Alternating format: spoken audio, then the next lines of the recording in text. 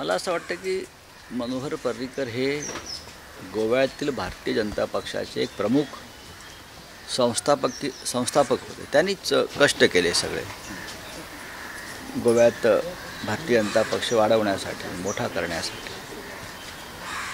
20 वर्ष त्यांनी पणजीचं विधानसभेत प्रतिनिधित्व केलं. आज त्यांच्या मुलावरती ही त्यांच्या भाजपच्या दारामध्ये भीक मागण्याची वेळ यावी अशा प्रकारे भाजपला कन्व्हिन्स करण्याची वेळ यावी की मी उमेदवार आहे पणजीतला. मला वाटतं त्या एका वैताग येऊन त्यांनी भाजपचा त्याग केलेला. उत्पल पर्रीकर तरुण आहेत. उत्पल पर्रीकर सध्याचे पणजीचे उमेदवार आहेत. भाजपने जे दिले आहेत त्यांच्यावरती कोणत्या प्रकारचे गुन्हे दाखल झालेले आहेत, त्यांचं राजकीय चारित्र्य काय आहे याच्या संदर्भात स्वतः उत्पल पर्रीकर यांनीच गोवेकरांना माहिती दिली आणि गोवेकर परिचित आहेत त्या व्यक्तीविषयी.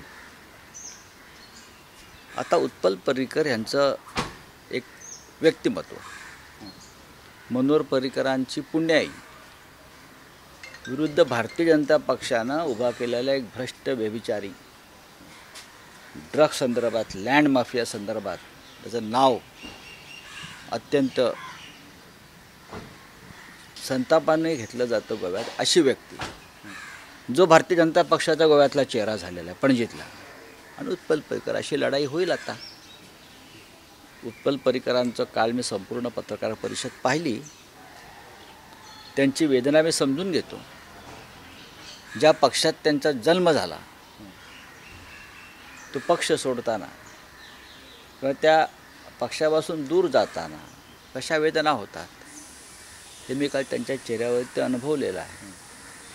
नक्कीच आमच्या सगळ्यांच्या त्यांना शुभेच्छा आहेत. पार्सेकर यांनी पण म्हटलं आहे की पैसे दिले नाहीत म्हणून त्यांना भाजप. आता लक्ष्मीकांत पार्सेकर हे तर पर्रीकरांच्याच बरोबरीनं गोव्यातले भारतीय जनता पक्षाचे एक संस्थापक होते.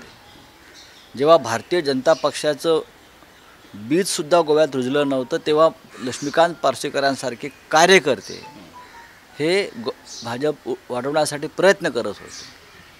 मला आठवतं आहे की लक्ष्मीकांत पार्सेकर हे मांजऱ्यातून प्रथम उभे राहिले होते भाजपच्या तिकिटावर.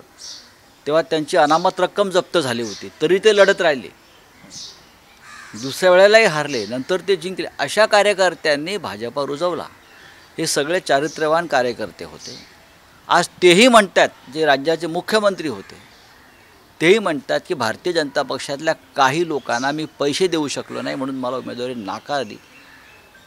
ये अत्यंत दुर्दैवी है. सर, टीएमसी ने कहा कि कांग्रेस के साथ गठबंधन करना चाह रहे थे गोवा में. आपने भी कहा कि प्री पोल अलायंस कांग्रेस के साथ नहीं हुआ.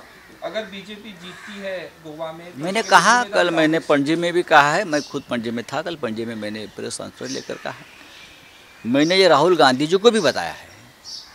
राहुल गांधी जी और प्रियंका जी से मेरी बात हो गई. बार बार हम बात करते थे, ऐसे नहीं कि बात नहीं हो गई. वहाँ के जो राज्य के नेता है उनसे भी मेरी बात हो गई, लेकिन उनके समझ में नहीं आ रहा है. उतना कॉन्फिडेंस उनके पास कहाँ से आता है. मेरे पास प्रश्न है कि हम सब लोग चाहते हैं कि हम सब मिलकर आपको मदद करेंगे, आप भाजपा को रोकिए, लेकिन आपको लगता है कि आप अपने ताकत पर बहुमत प्राप्त करेंगे. आप कौन सी दुनिया में जी रहे हो. सर, ये कॉन्फिडेंट है या ओवर कॉन्फिडेंट? कहाँ से आता है ये कॉन्फिडेंस. अगर है तो हमको थोड़ा उधार लेना पड़ेगा. सर एक वेगळा भाजपचे नेते म्हणतात की गोव्यामध्ये शिवसेनेचं डिपॉझिट वाचणार नाही आणि वाचलं तर आशिष शेलार म्हणतात की संजय राऊत म्हणतात. नाही, मी त्यांना नेहमीच चहा पाजत असतो.